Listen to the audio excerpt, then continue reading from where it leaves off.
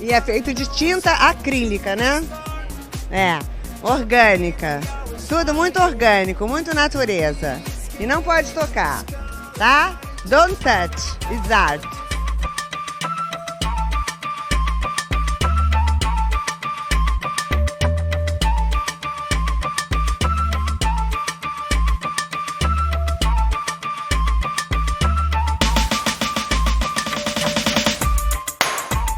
E aí, gente perdida? Tá começando mais um Não Pode Tocar. Eu sou Rodrigo Hipólito e este é o 15º episódio da nossa terceira temporada. Se você acabou de chegar, o Não Pode Tocar é um podcast sobre teoria, história, crítica, prática de arte e temas afins. Em nossos episódios de temporada, nós apresentamos conversas, ensaios, entrevistas e experimentações. No nosso feed, você encontra também o Não Pode Chorar, no qual nós contamos algumas desventuras da vida e pensamos em modos criativos de lidar com elas. E o Pataquadas, no qual a Alana de Oliveira repercute as principais notícias do mundo da arte, com colunas abertas de Denis Almeida e Camila Salotto. Nós estamos presentes em todos os tocadores de podcast, também no Spotify, no Deezer e em qualquer uma das plataformas comumente usadas para ouvir música. Você também pode nos ouvir pelo YouTube, receber nossos episódios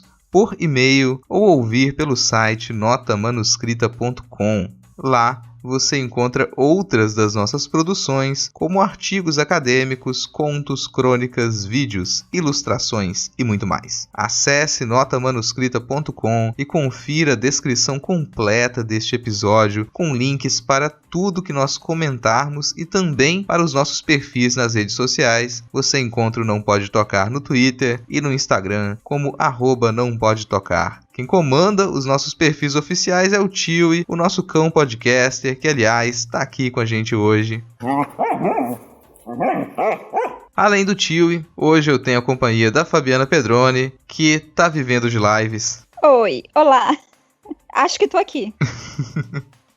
Hoje eu espero cumprir a promessa de episódios mais curtos. Antes da gente ir para a pauta do programa, eu tenho mais 2 recados. O primeiro, vocês precisam acompanhar os trabalhos do Marcelo Daqui.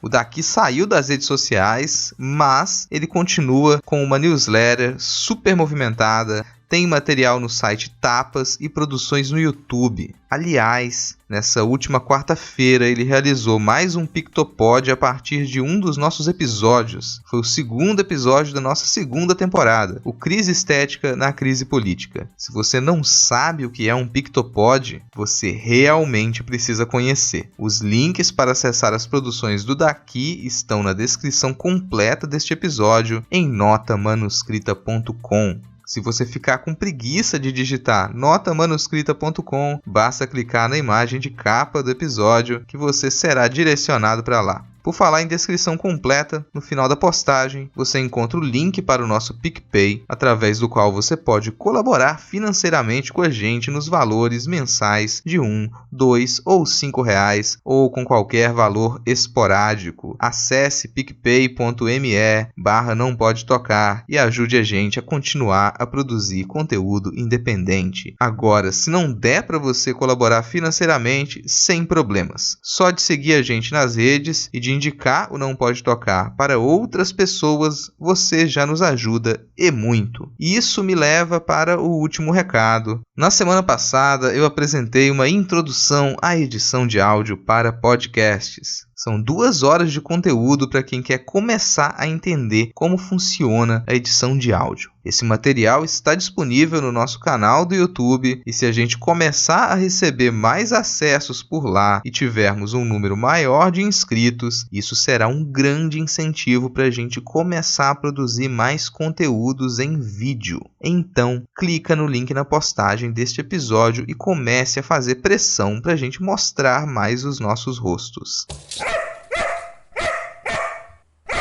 Chega de recados iniciais. No episódio de hoje, nós vamos conversar sobre as categorias de beleza, bondade, feiura e sobre como esses padrões europeus afetam as nossas vidas até hoje. Bora lá pro episódio.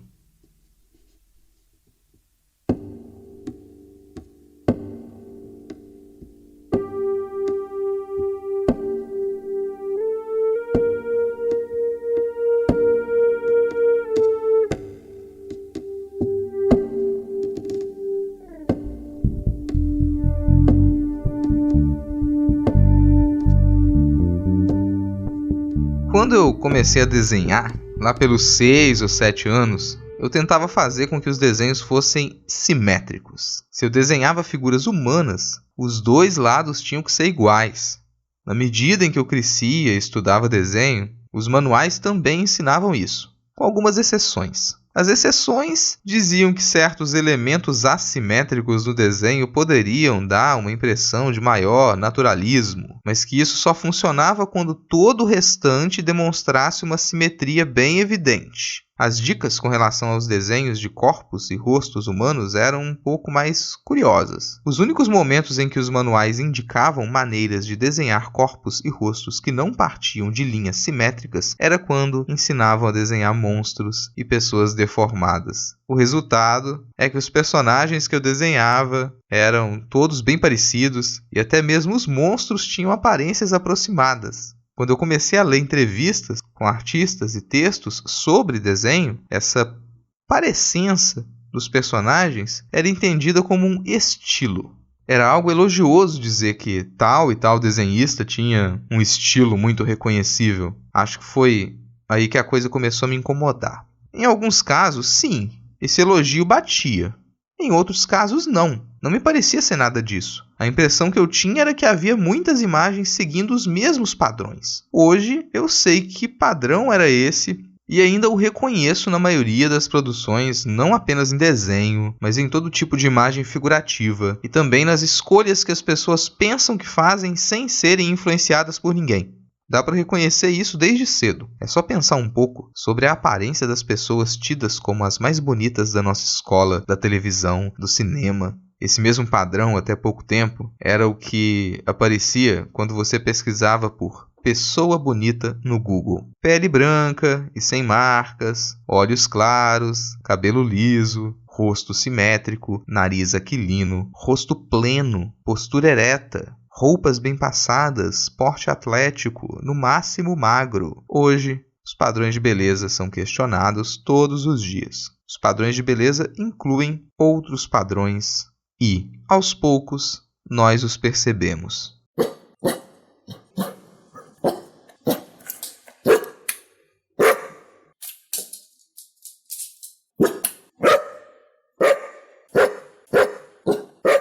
Eu pensei esse episódio assim, já estava na minha cabeça há um tempo, desde a época que eu dei a última vez a disciplina, né, de Estética e História da Arte 2. Eu fiquei pensando nessa pauta e a gente sempre comenta de padrões de beleza, né, no programa. Teve o último episódio com a Glennis, a gente falou sobre padrões de beleza, né, foi um episódio sobre colonização do imaginário a partir do cinema e a gente conversou sobre o que as pessoas entendem como um filme bem feito, como uma coisa bonita no cinema.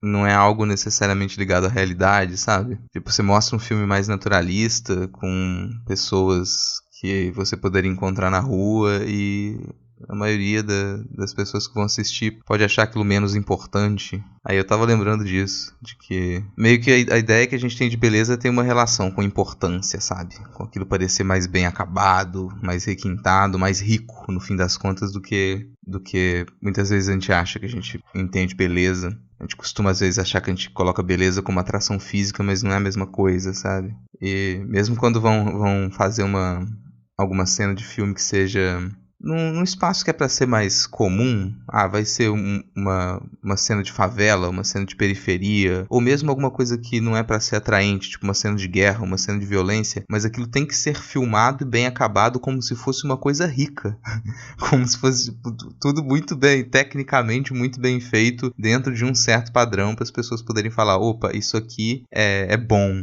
isso aqui tá bonito, tá bem feito. E não necessariamente para você filmar o dia a dia, você vai fazer isso tecnicamente de um modo mais fácil, mas é mais uma questão de padrão estético do que as pessoas reconhecem como mais importante, como mais requintado, e do que elas reconhecem como menos requintado. Inevitavelmente, eu acho que quando fala de beleza nesse sentido, isso automaticamente me lembra de hierarquização. Você coloca ali o que hierarquicamente pode ser interessante ou não. No final, a gente vai chegar à conclusão que tudo está dentro de um sistema de dominação e que muito do que a gente vivencia no dia a dia faz parte dessa ferramenta.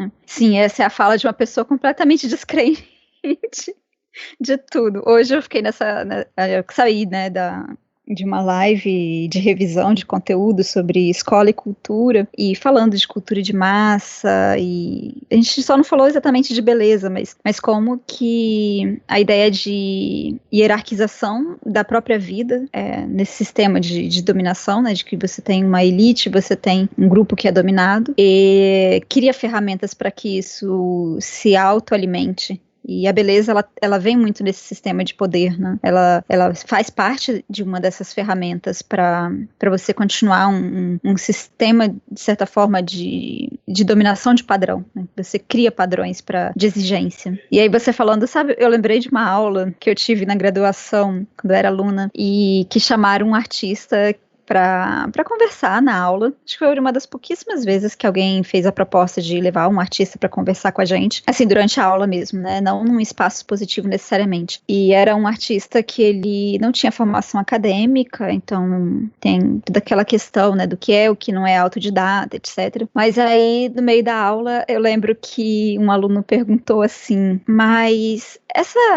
e olha que era pintura ainda, nem era algo... Essa sua pintura, ela tá acabada ou ela é assim mesmo feia? Você ainda vai terminar ela? Ai... Eu lembro que todo mundo ficou assim, sabe aquela situação constrangedora? Porque aí o artista, ele ficou assim, meio sem saber o que responder, porque a gente era calouro na época, se eu não me engano, tava no segundo período ainda, sabe, um monte de coisa ainda pela frente, e ele falando sobre processo, sobre, sabe, você trabalhar determinados pontos da pintura sem estar ali atrelado a algo que era acadêmico, até por isso ele não conseguiu terminar o curso de artes. Ele falava umas coisas assim, né? E foi muito interessante, porque foi naquela hora ali que foi uma das primeiras vezes que a gente realmente, de fato, se chocou com a ideia de um trabalho da expectativa do sujeito para que aquele trabalho esteja terminado. E o acabado equivale à beleza. Se não tá belo é porque não acabou, né? Em algum momento você vai acabar o seu trabalho e aí sim ele vai estar bonito. Era toda a expectativa em cima do diálogo daquele dia.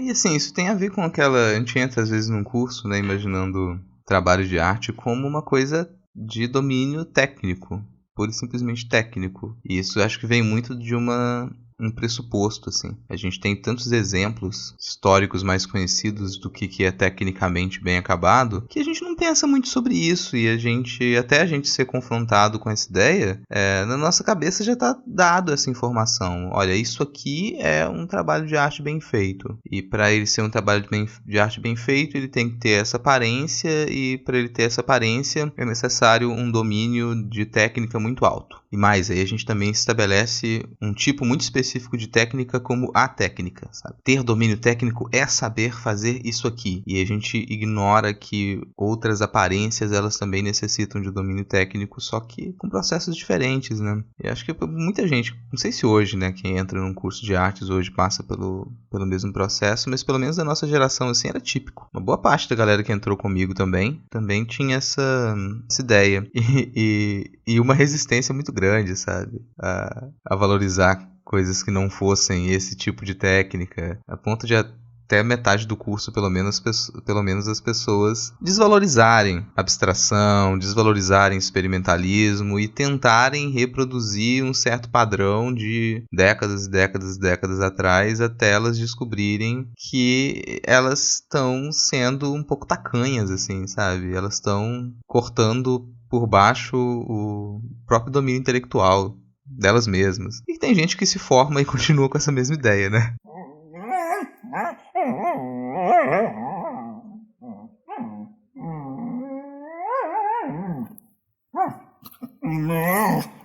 Não, é que eu lembrei, né, que eu acho que como a gente entrou, né, na mesma época na UFES, eu acho que a minha turma, no momento da graduação, ela se dividia em duas situações. Uma dessa da espera da técnica e a outra que era a espera do sentir com grande êxtase, sabe? E E aí, na primeira exposição que a gente foi, que era na galeria dentro da própria universidade, a professora falou, vão lá, vão ver a exposição que eu tô expondo, que era de desenhos, da professora Nelma, vamos lá todo mundo, a gente foi super divertido, e quando a gente voltou, tinha que dar a sua impressão, né, sobre o trabalho dela, fazer uma crítica, imagina, calouro fazendo crítica de exposição, foi muito divertido, porque vê as coisas mais mirabolantes do mundo, mas, que é, né, esse processo do aprendizado e da partilha, mas era interessante, porque tinha essa dualidade entre o explorar da técnica, até porque a exposição dela era muito de um desenho, que era um desenho também anatômico, de lidar com várias imagens que eram de mãos, que eram de ossos e coisas assim, e ao mesmo tempo tinha pessoas que queriam achar uma simbologia muito profunda, sabe, muito arraigada, mas na hora de expressar o simbólico,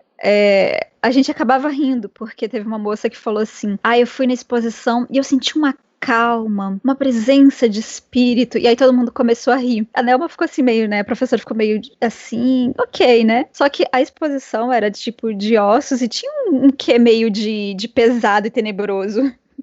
E ela falando com uma calma de espírito, e aí, lógico, a professora aproveitou para falar sobre a ideia de sentir, de expressar sentimento e tudo, mas foi muito interessante, porque a ideia de você ter um explorar a técnica e ao mesmo tempo você tem uma imagem e ela precisa dizer alguma coisa para você sentir. Se ela não te tocar no mais profundo do seu ser, aquilo ali não tá funcionando, aquilo não é belo. Então ele tem não só que ter uma técnica, uma expectativa de técnica, mas uma expectativa de deixar o sujeito arrebatado. Assim, porque é isso que as pessoas muitas vezes esperam, né, de um produto que ela recebe.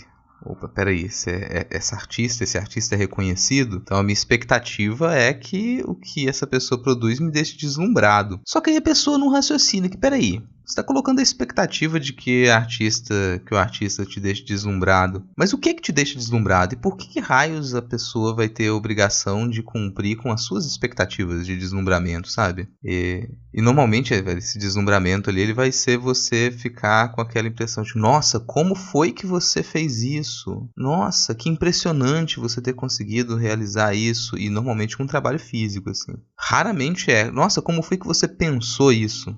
Como foi que você teve essa ideia? E aí você vai ter que conversar com o artista e tal. Raramente é isso. E para estudantes ainda fica uma certa... Não sei se é uma certa competição interna de querer... eu quero que as pessoas cheguem ao meu trabalho e elas reajam como elas reagem a um show de mágica.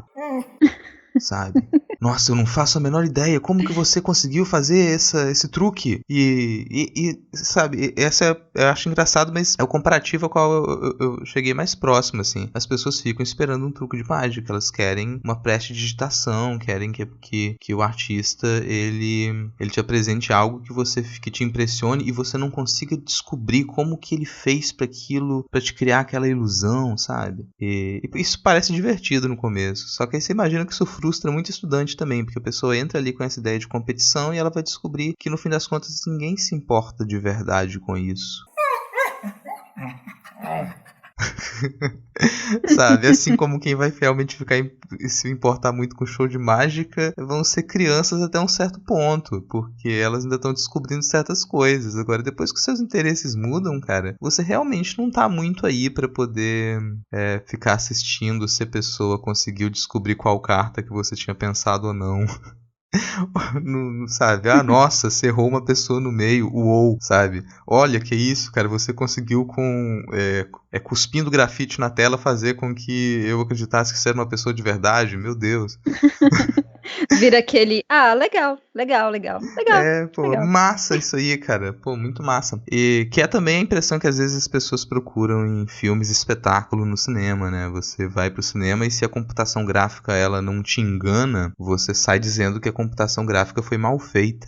Porque ela não te enganou, você descobriu que era computação gráfica. Nossa, parabéns. Que olhar acurado seu, grande cinéfilo, que você bateu o olho naquela computação gráfica e você descobriu que aquilo ali não era de verdade, não era live action. Pô, parabéns. Sabe, a pessoa também tá buscando esse prêmio pessoal ali. Eu descobri como foi feito. E se eu descobri, então não foi tão bem feito assim.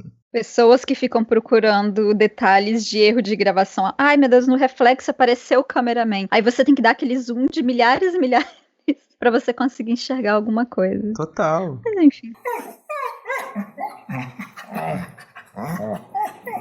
Você lembra quando começaram a colocar a TV digital, né, o sinal digital aberto para todo mundo, e a TV, os profissionais de TV, eles nunca tinham se preocupado com algumas coisas ali, porque certas minúcias da imagem não apareciam na TV analógica. E na TV digital você visualizava isso tudo, você visualizava desde a fita crepe que tá prendendo o cenário lá no fundo, até a maquiagem dos jornalistas, dos atores, ou as rugas que eles tinham, e às vezes você pensava que aquela pessoa que tá fazendo TV ali há 40 anos, você achava que ela ainda era jovem de 20, sabe? Aí você descobre que aquela pessoa tem rugas, e muita gente não gostou da primeira experiência com TV digital, assim, porque achava que tava tudo parecendo mal feito. Demorou um tempo pra TV aberta conseguir se adaptar, e até hoje eles experimentam, né? De vez em quando passa uma novela que tem um outro tipo de tratamento de imagem pra ver qual é a reação do público, se as pessoas gostam ou não.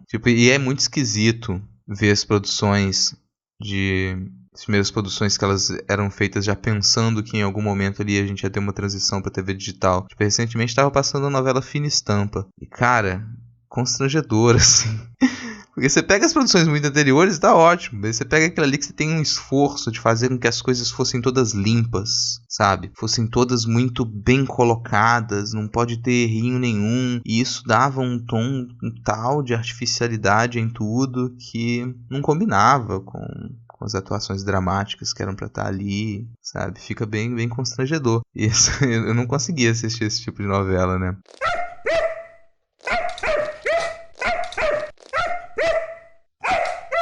E aí que tá, o que isso fica me parecendo? Esse tipo de artificialidade, sabe? Tentar fazer com que as coisas pareçam todas limpas, todas ricas, todas requintadas, e elas enganem a visão, e elas sejam uma ilusão, e você não consiga adivinhar como que aquilo foi feito tecnicamente, a não ser que você tenha toda uma formação e você seja um grande gênio da técnica. Isso pra mim é neoclassicismo, cara. Isso pra mim é total neoclassicismo. Que a gente ganha de presente, né? O neoclassicismo ele não é nosso, mas a gente ganha de presente. Eu já comentei em alguns programas passados um pouco sobre isso, assim. A gente foi requentando na Europa os modos de fazer greco-romanos até o ponto que eles se tornaram meio que já um tipo de estereótipo de trabalho de arte enobrecido, grandioso, ali no final do século XVIII, metade do século XVIII. Tem no século XVIII também uma retomada de interesse pela Grécia e por Roma, né? Com arqueologia e com o iluminismo também. E você começa a estabelecer um tipo de padrão do que é o mais elogiável, digamos assim. E esse padrão do elogiável é a postura heróica, uma certa impressão de poder também. Você pega pinturas de guerra, por exemplo, neoclássicas, e todas as figuras elas estão no meio de uma batalha, mas ninguém sangra. Ninguém tá com cara de sofrimento, a pessoa tá levando uma espadada no meio da garganta e ela tá lá com aquela face plena, como se ela estivesse acordando num dia de sol numa novela do Manuel Carlos, sabe, tranquila, a pele sem nenhuma imperfeição, como se fossem esculturas, todo mundo estático, parando pra fazer uma pose, para tirar aquela pintura de guerra, aquela pintura histórica de guerra, tudo muito escultórico, sabe? E esse foi o padrão neoclássico estabelecido. E acho engraçado, porque ele é um marco para a arte acadêmica e para os salões europeus, do final do século XVIII, durante o século XIX, mas isso foi exportado para as Américas com um sentido até mais potente. Você imaginar que a estética neoclássica é a estética escolhida para demonstrar o poderio da nova grande nação que é os Estados Unidos. Então você pega os monumentos,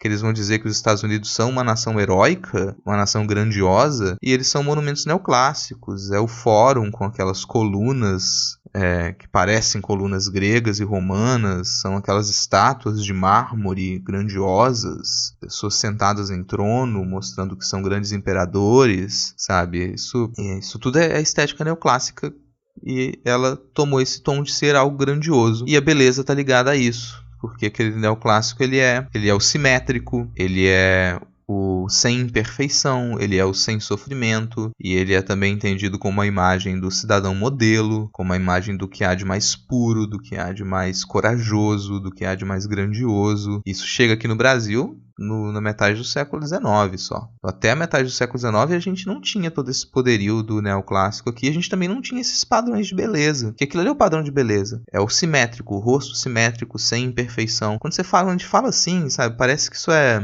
exagero, mas você pega as características. O que vai ser uma pessoa bonita? É uma pessoa que não tem imperfeição na pele, em que o rosto ele não tem nenhuma deformidade, ele é simétrico, um lado igual ao outro, ela tem traços nítidos, sabe? O nariz, ele tem aquela linha reta, e os olhos, eles são num ponto muito exato da cabeça, as orelhas não são muito grandes, elas são de um certo tamanho que corresponde a uma medida esperada de exatidão, os lábios não são tão grandes e também não são tão pequenos, porque eles têm que se encaixar também num certo ponto do rosto. A pessoa não pode ser corcunda, ela tem que ser ereta como um herói, e ela também não pode ser gorda nem magra demais. Ela tem que ter um corpo mais atlético, no máximo magro. Então isso é uma estética neoclássica que a gente passou a espelhar nas pessoas. E essa coisa super limpa, sem imperfeição, que é o que a gente também espera da tela de cinema. Mesmo que seja uma cena de sujeira, de guerra, ela tem que ser limpa. A sujeira tem que ser limpa no neoclássico para você poder considerar que ela é bem feita. E a gente levou isso para todos os lugares, cara. Nosso padrão de beleza passou a ser o neoclássico, e ninguém deve estranhar que o neoclássico representa também o branco, o rico, o que é ser bem vestido, andar de roupa passada, nova, sem mancha, porque a roupa neoclássica ela é escultórica, ela não tem mancha, ela não tem imperfeição, não tem rasgo no tecido, ela é lisinha, as dobras do tecido, elas são lisinhas, não tem roupa amarrotada no neoclássico. E eu acho isso doido, como é que isso está presente até hoje. Até hoje a pessoa, para estar bem aparentada, ela tem que ser neoclássica. E mesmo quando a gente vai pensar em outros tipos de beleza, no Ocidente, a gente vai pensar em beleza negra, em beleza indígena, a gente ainda separa como o que pode ser considerado belo ali, o que se aproxima desse padrão neoclássico. Então, raramente vão colocar como uma pessoa negra bela, na maioria dos padrões, uma pessoa que tem os lábios muito volumosos, o nariz muito arredondado, ou a cabeça muito grande, o cabelo muito alto. Não, tem que ser tudo simétrico e num certo padrão. Sempre me incomodou, assim, na verdade. Sei lá, pra mim isso tem muita relação com colonização do imaginário e com disputa de classe. E aí você joga ali dentro. Todo tipo de racismo, todo tipo de LGBTfobia e capacitismo entra nisso.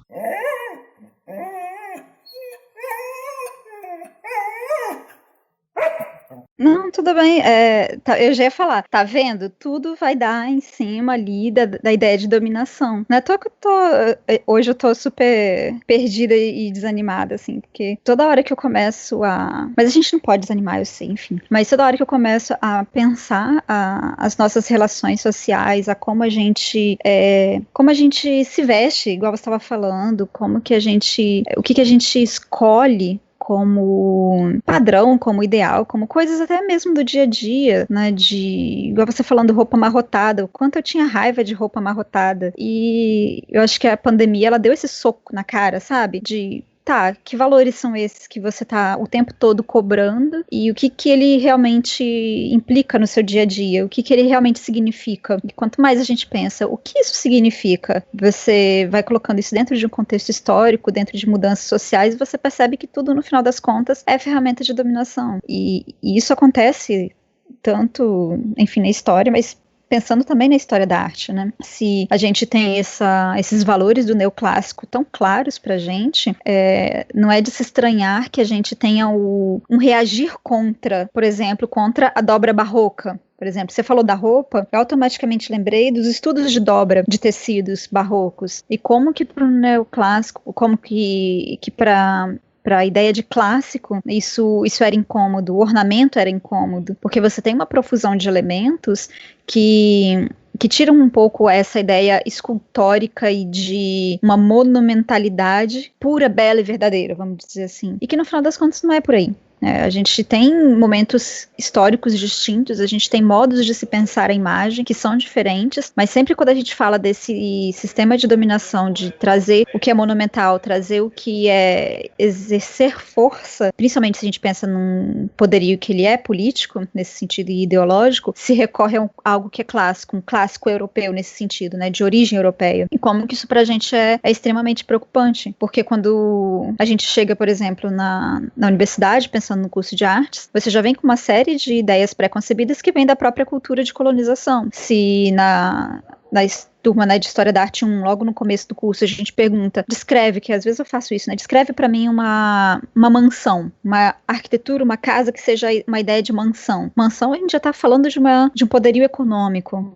E a ideia de imagem que se cria a partir dali vai ter coluna que depois eles vão entender que são colunas gregas, são colunas na verdade neoclássicas, sabe, esse tipo de relação, e como que isso altera o nosso dia a dia. A gente às vezes acredita que são produções que estão muito distantes da gente, que essa, né, é uma das reclamações que se tem quando vai estudar antiguidade, vai estudar povos originários ou algo assim, tá muito distante, mas teve um reflexo tão forte pra gente no Brasil por conta da colonização, que isso tá arraigado no nosso dia a dia, tá na nossa palavra, na nossa linguagem, no modo como a gente percebe a ideia de vivência em sociedade realmente, né? As nossas casas, elas têm uma estrutura que ela lida com isso do europeu, sabe? As janelas basculantes, que não entra ar nenhum, que é pra você ter ali um quebra-neve no Brasil, sabe? Em Vitória, que tem quebra-neve e não entra vento nenhum, sabe? Esse tipo de situação, né? Dessas heranças que elas vêm de um imaginário, e o quanto esse imaginário ele pode ser arrasador pra gente no dia a dia, o quanto que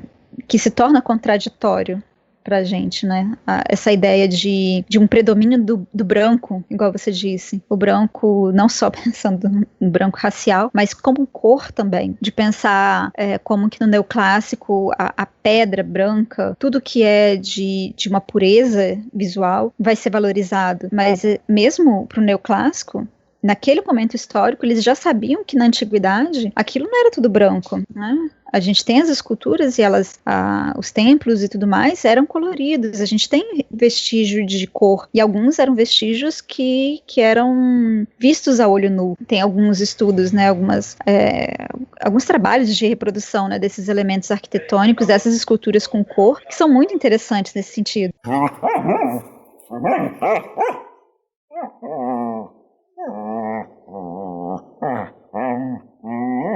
Mas acho que agora nem tanto, acho que quando os alunos entram, né, no curso de artes, talvez eles já tenham um contato anterior, mas pra gente, né, da nossa geração, quando entrou na UFES, nem todo mundo conhecia esse colorido das imagens, e pra mim foi uma grande surpresa, porque eu acreditava que colunas tinham que ser totalmente brancas, e que colunas só existia na Grécia, ou nessa ideia de um clássico, e aí depois eu descubro que na Idade Média tinha colunas, como assim, sabe, esse tipo de relação, porque a minha formação de entendimento do campo artístico, né, antes de entrar na universidade, era praticamente nula, assim, né, não tive essa formação, que hoje eu acredito que a arte educação, ela tenha, pelo menos ela busca, né, trabalhar um pouco mais do que se trabalhava há 10, 15 anos, né.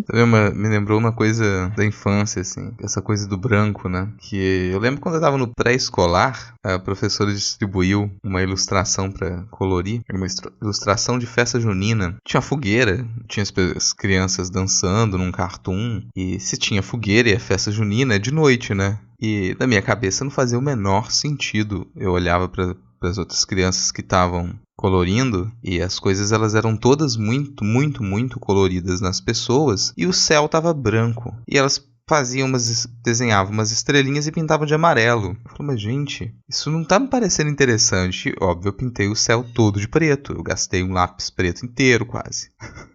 Pintando o céu para ele realmente ficar um céu preto. Porque quando você tá ali perto da fogueira, você não vê estrela. A fogueira tá iluminando tudo. E a professora não gostou. E ela falou com aquela cara, mas nossa, quer outra folha? Porque ficou tão feio, né? O céu preto. Destruindo infâncias. Ai. Mas, cara, assim, eu achei que eu estava com razão, eu nunca achei que eu estava errado, que eu era esse tipo de criança. Então eu continuei achando que eu estava razão. Eu só fiquei com muito irritado de acharem que aquele desenho colorido estava feio. E eu acho isso curioso, né? De você ficar irritado por conta da ideia de feio. E aí vem um contraponto que eu acho talvez mais complicado, assim. A gente tem uma tendência a relacionar o belo, e a gente já entendeu que o belo, a ideia de belo, ela é um padrão, e ela é um padrão ocidentalmente neoclássico. Então não adianta você simplesmente dizer, eu vou chamar essa pessoa aqui fora do padrão e eu vou considerá-la bonita, vou considerá-la bela. Não funciona assim. Beleza é um padrão. Agora, a gente força muito a barra às vezes e fala, não, eu considero todas as pessoas bonitas, porque a gente tende a relacionar beleza com coisas positivas. Beleza com bondade, beleza com verdade, beleza com honestidade, beleza com nobreza, beleza com pureza. E a gente acredita que o contrário disso, então, vai ser uma ofensa. Se eu achar que uma pessoa não é bonita, significa que eu estou dizendo que ela não é verdadeira, que ela não é boa, que ela não é nobre, que ela não é pura. E a gente segue nessa relação interna, quase inconsciente que a gente faz, e cria essa tendência a imaginar que algo feio é algo ruim. E a gente vai achar que o feio não precisa ser uma ofensa. O feio não precisaria ser ofensa nenhuma, assim, sabe? O feio, ele é aquilo que não está dentro do padrão neoclássico. Eu passei a ter uma tendência a considerar isso de modo muito elogioso, porque o padrão neoclássico é uma merda. O padrão neoclássico, ele é um troço extremamente broxante. Ninguém trepa com uma escultura, sabe? Ou trepa, né? Vai saber ali, né? Ou trepa com uma escultura. Mas assim, não é uma das coisas mais interessantes do mundo. Nesse episódio que a gente gravou com a Glennis lá, a gente chegou a uma conclusão, assim, de que a gente poderia abolir a categoria do belo, que tem outras categorias mais interessantes, como a categoria do gostoso, sabe? É muito mais interessante ser gostoso do que ser bonito. E o gostoso não tem relação nenhuma com beleza. Ser gostoso não tem relação nenhuma com beleza. Então eu passei a pensar um pouco nesse sentido assim. Olha, se a gente descartar um pouco o belo, deixa o belo pra lá, tudo bem. As coisas belas podem existirem, mas elas não são tão importantes assim. Ou elas não deveriam ser, mas elas continuam a nos colonizar. E tratar com o feio, apresentar o feio, é sempre algo que é entendido como agressivo. E...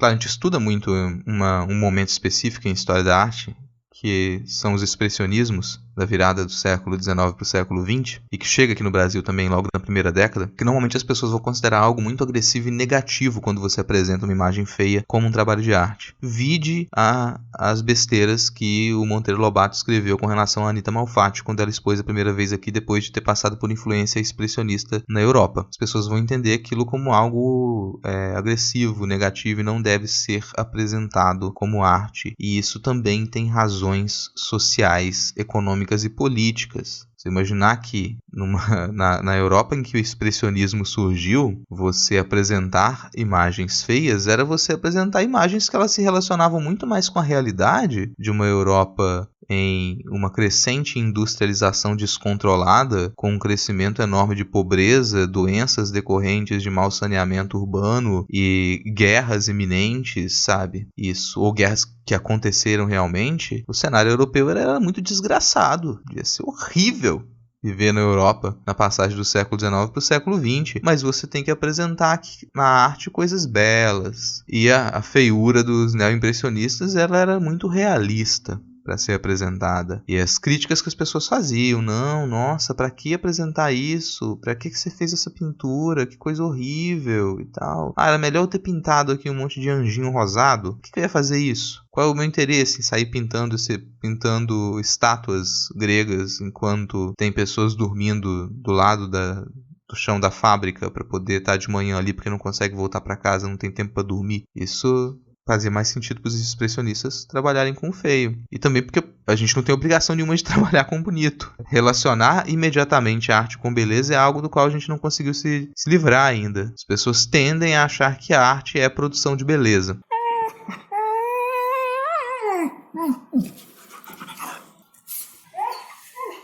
E é isso, pra mim, tá no cerne da dificuldade da maioria das pessoas de se relacionarem com produções atuais de arte. Isso pode colocar as produções modernas aí, abstração, se não se relacionam imediatamente com beleza, elas têm dificuldade de se relacionar. Vide na abstração. As pessoas elas vão ter muito mais facilidade de se relacionar com Mondrian, com quadradinhos coloridos e linhas retas do Mondrian, ou com os arco-íris do Kandinsky, ou com as bandeirolas e quadradinhos coloridos do Paul Klee, do que com o expressionismo abstrato, ou com os campos de cor e pinturas escuras, ou com pinturas monocromáticas, onde elas conseguem encontrar algum padrão de beleza ainda, elas se dão bem, mesmo que seja na abstração. Agora, você apresentou o desagradável, você pode apresentar o desagradável, mas ele tem que ser apresentado de uma maneira limpa. Não pode ser muito realista. E pra mim o feio ele passa a ter esse poder. O feio é tudo aquilo que não é o neoclássico e é tudo aquilo que pra mim é mais palpável. E por ser mais palpável se torna mais atraente. Tem uma questão histórica do racismo, que é a herança iluminista, ela é extremamente problemática em alguns aspectos. Assim. Claro que não é época pra gente ficar criticando muito o iluminista, porque a gente tem um movimento anti-iluminista que é mais problemático ainda. Mas o iluminismo teve seus problemas. E um deles foi o de, como você comentou agora há pouco, né, criar hierarquias. Ele hierarquizou a própria humanidade a partir da aparência. Então, você tinha ali o que era um humano ideal, que é o europeu, simétrico, um certo padrão corporal, e quanto mais distante daquilo, mais monstruoso era considerado. Então, os indígenas norte-americanos, eles eram considerados mais próximos do humano. Eles eram humanos não civilizados. Alguns indígenas do território brasileiro já eram considerados humanos degradados, como os botocudos, por exemplo. E você hierarquizava isso até dizer que negros não eram humanos, que eles ou eram pouquíssimo humanos, e pessoas que tivessem qualquer tipo de deformidade, elas seriam monstros, seriam monstruosas. Então isso é essa hierarquização da humanidade pela forma, ela é iluminista, e ela deixou muitas marcas. Você vai encontrar estudos de viajantes que passaram pelo Brasil do século XIX até o final do século XIX, tentando criar esse tipo de hierarquização nos povos nativos daqui, de modo extremamente, pra gente hoje, ofensivo, mas que pra época era entendido como ciência. E isso deixou muita marca na gente, sabe? Até hoje, existe uma tendência estrutural a desumanizar pessoas que estão muito distantes da aparência do europeu. Então, se é uma pessoa com deficiência e a deficiência dela é aparente, ela vai ser menos humanizada. Se é uma pessoa que tem uma forma física que destoa daquilo, como uma pessoa obesa, por exemplo, ela vai ser desumanizada. Ela não deve ter os mesmos direitos que os outros. E no fim na prática, ela termina não tendo os mesmos direitos que os outros. Como o direito simples de se sentar num banco de ônibus. Ela não pode ter esse direito. Ela é desumanizada de todas as maneiras. Você vai pegar as pessoas que são colocadas para fazer papéis de certos personagens no cinema. Tem uma coisa, por exemplo, que eu acho que às vezes tem se transformado na fantasia, mas às vezes não. O orc, ele é o estereótipo de um negro desumanizado. E ele é colocado como não humano, é o orc. Lábios muito grossos, o nariz arredondado, olhos muito grandes, a pele escura e o cabelo ou sem cabelo, ou com cabelo duro, cabelo crespo. E aquilo é colocado como o inumano, como monstruoso. Dos tempos pra cá a gente tem transformado um pouco isso e você tem tentado desfazer essa ideia do monstro, assim, né? Você tem tentado entender que o monstro, ele pode ser positivado. Não é ruim ser um monstro. Às vezes é ruim não ser um monstro. Às vezes o monstro é aquilo que com o qual nós deveríamos nos identificar. Às vezes sim, às vezes não. Mas eu passei a gostar muito de pensar no feio como tudo que foge a esse padrão. E então ele não necessariamente é uma ofensa. Não é um elogio também. As coisas não precisam se dividir entre ofensa e elogio, né? Seja feio e seja outras coisas também, sabe? Se a pessoa for bonita e ela for outras coisas, eu até perdoo.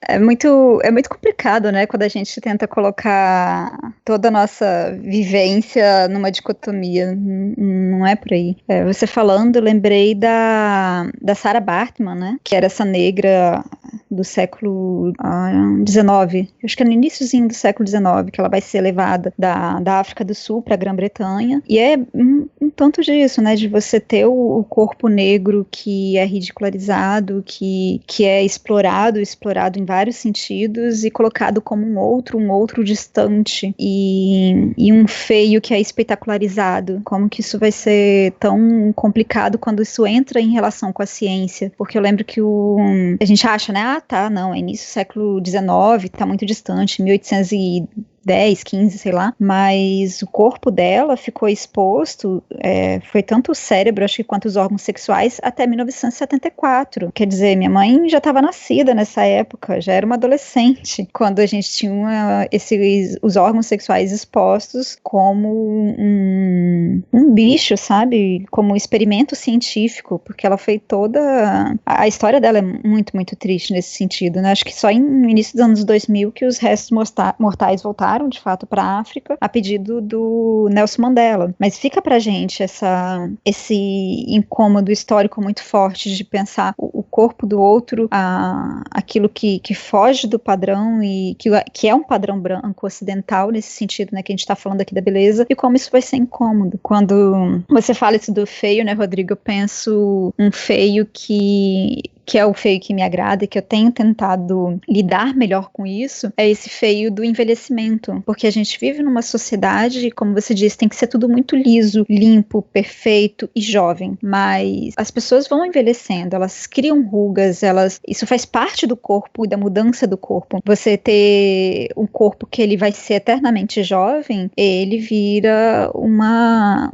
coluna, ele vira uma escultura, como você disse, né? E essa superficialidade, ela não tá muito longe da ideia de vivência e daquilo que é ideal para se pensar uma sociedade minimamente saudável, né? O preconceito que a gente tem contra pessoas idosas, o preconceito que a gente tem é um preconceito racial, né? Pensando em todas essas problemáticas que a gente vê cada vez mais fortes agora, né, no nosso momento político, isso não é à toa. Acho que dá pra gente culpar tanto neoclássico, já que você estava falando, né? É realmente bem, bem intenso, assim. E mesmo quando a gente pensa dentro da própria história europeia, a gente tende a fazer uma idealização própria também, né, desse resquício que fica pra gente, né, dessa herança colonial, de idealizar como se não houvesse momentos em que haveria uma crítica em relação a como se pensa o feio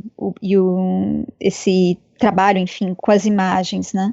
Eu tinha lembrado de uma discussão que teve muito forte dentro da Idade Média com o Abade Suger e o Bernard de Claraval. Isso foi lá no século XII, na França, e que eles vão discutir porque o Abade de Claraval, ele não via necessidade nenhuma de você trabalhar com o que ele chamava, né, desse esplendor material num santuário, um mosteiro, porque o Abade Suger, ele fez a reforma da Saint-Denis, né, da Catedral de Saint-Denis, e tinha muitas esculturas, e muitas esculturas em vários locais que seriam do claustro, por exemplo, que é um local, né, em que muitas vezes você tem um momento maior de leitura, de vida cotidiana mesmo, e que não seria adequado, segundo Claraval, a ter essas várias imagens. Ele fala até mesmo de pensar...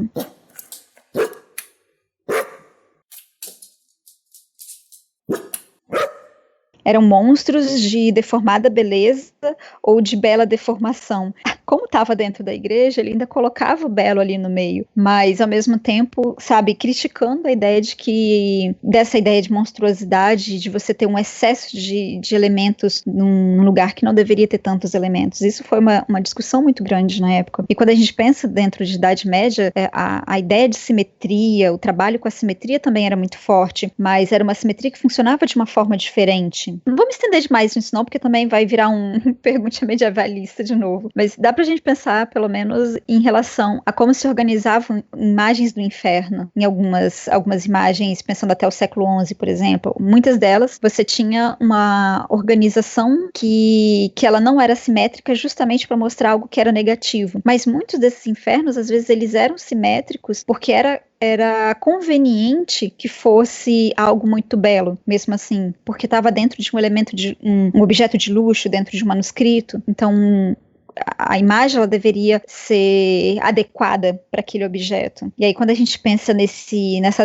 adequação da beleza, é que a gente vai ampliando o entendimento do que é essa beleza, né, que ela traz ali uma ideia de que você tem uma beleza do que é com essa ideia mais externa, mas ao mesmo tempo uma beleza que ela é de uma honra mas também do que é conveniente. E aí, quando a gente pensa dentro da própria etimologia da palavra, né, a gente tem pelo menos essas 3 acepções, né, uma porção que ela é mais externa, de decoração, uma coisa que é mais da honra, e aí também o que é conveniente. Tipo, a gente pensar, sei lá, a coroa de um rei, que ela vai ter que ser adequada ao status e poder de um rei, né, dentro dos seus materiais. Mas aí quando a gente tira esse contexto, que ele é um contexto europeu, você vai para outros espaços, é que a gente para e pensa, tá, mas o que é conveniente? O que é adequado para se pensar uma ideia de beleza, nesse sentido de algo que vai honrar alguma coisa? Às vezes a feiura ela vai ser muito mais honrosa nesse sentido do que uma beleza plastificada. Não é à toa que às vezes a gente pensa, tem essa imagem do sábio como uma pessoa muito mais velha, carregada de rugas, e que isso vai ser interessante nesse sentido. Mas, ao mesmo tempo, não precisa ser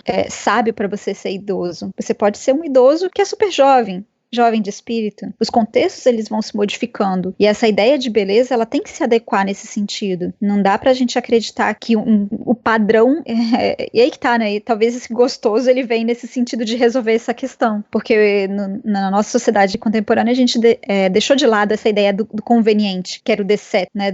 Dessa origem da palavra do decor, da decoração. A gente perde isso. Talvez no gostoso a gente não perca. Porque o gostoso, ele é sempre adequado a uma situação. E a uma situação específica, que não quer dizer exatamente daquilo que é externo, de uma porção externa que vem dessa relação com toda essa história da beleza, né? Enfim, eu acho que a gente pode priorizar o gostoso. Eu falo que o gostoso depende da relação.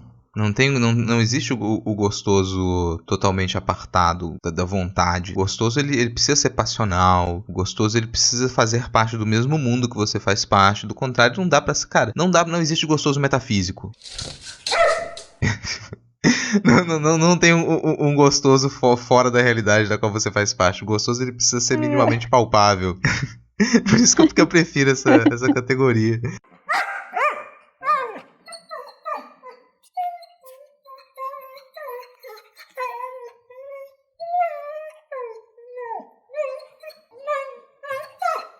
Não, é que eu lembrei de uma coisa também, que quando a gente fala de ornamento, de beleza e algo assim, a própria formação etimológica da palavra tem uma relação com cosmos. E aí cosmos não só de ordenação do mundo, mas como uma porção também funcional. E o gostoso, ele mantém essa porção funcional, né? Mais do que a ideia de uma beleza. Enfim, mas pode continuar. É que a gente já tá aqui com... Daqui a pouco vai dar 1 hora de gravação. Parar com esses episódios muito longos, porque as pessoas já não estão... Porque a gente tem que jantar. Também, as pessoas não estão ouvindo tanto mais podcast longo, não, né? Fazer podcasts um pouco mais curtos. Mas uma última pergunta aqui. Tava pensando que, bom, todos nós somos afetados, ou a maioria de nós é afetado desde criança por esse padrão de beleza neoclássico. A gente aprende a reconhecer e a não exatamente desejar, mas a colocar ali num certo plano, né, de importância do que é uma vida agradável pra gente, aqueles indivíduos belos, aquelas pessoas belas. E aí eu queria te perguntar quais os pôsteres que você tinha colados na parede do seu quarto ou no guarda-roupa quando você era pré-adolescente, adolescente. Vamos tentar entender. Será que quais os padrões que estavam ali? Meu Deus! Essa é a pergunta que se faz para uma pessoa com mais de 30. Tá, vamos lá, né? Vamos escancarar as realidades dessa existência. Bom, do que eu lembro, eu acho que eu só tive mais pôsteres realmente quando eu morava no interior. E não ficava no armário, ficava na parede, porque o meu armário não conseguia colar nada. E ele era novo, a gente tinha medo de colar coisas neles. Então a gente colava na parede. Eu lembro que na frente da minha escrivaninha tinha alguns desenhos. E eram desenhos bem macabros, assim, porque eu tinha um CD do Offspring. Foi na época que começou a lançar CD e a gente juntou dinheiro, foi pra capital, comprou 3 CDs. Um era do Offspring, o outro do Gabriel Pensador. A gente não tinha nem ideia do que estava comprando, porque a gente nem sabia que as coisas existiam. E o outro nem lembro o que era. Mas enfim, eu achava o encarte muito legal e tinha um monte de coisa de sangue pra tudo quanto é lado, e eu desenhava aquilo e adorava. Mas pra guardar a contradição da coisa, e tinha muito ornamento. Eu lembro que eu também desenhava muitos signos do Zodíaco que tinha num álbum, que era o álbum Força Verde, do Zé Ramalho. Mas sempre muito pensando de detalhes e de cor, assim. Só que a real é que aquilo do pôster mesmo, eu só tive um. E ficava, tipo, sabe sabe quando você tem no quarto aquele lugar privilegiado que seria onde ficaria talvez a imagem de Cristo? Ficava em cima da porta, assim, pra toda vez que passar, proteja a entrada e a saída, algo assim. Ficava um pôster do Leonardo DiCaprio.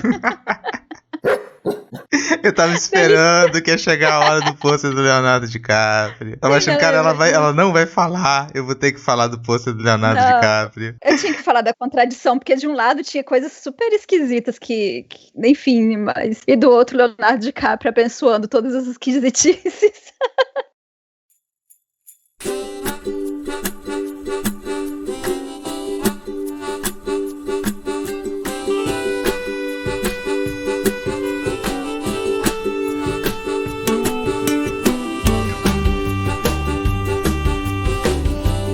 Tá aí, encerrando mais um Não Pode Tocar. Gostou? Não gostou? Fala com a gente. Você pode entrar em contato com a gente através do e-mail nãopodetocar@gmail.com ou através das nossas redes sociais. A gente tá no Twitter e no Instagram como @nãopodetocar, não é titi.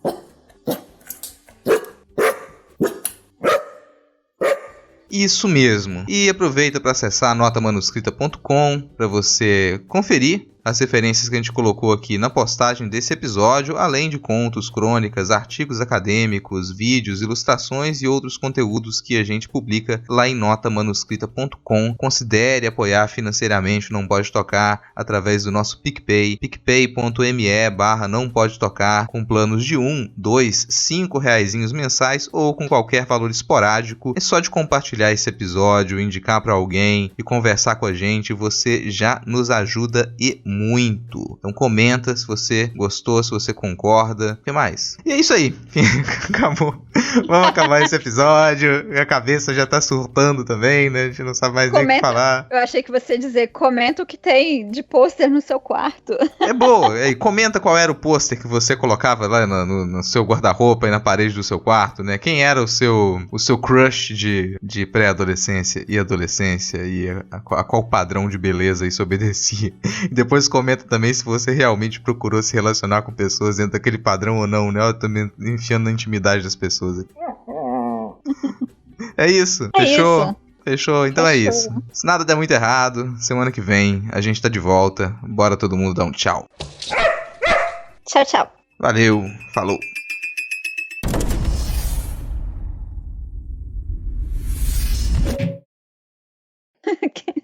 Não, quando eu fiz a pergunta, eu tava pensando em fazer a pergunta pra colocar...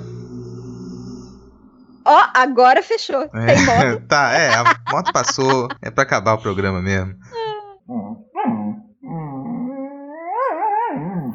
É tradição. Eu acho que essa moto tem que ficar na edição. Não, com certeza. Ali encerrou o programa. Eu vou puxar o encerramento aqui agora.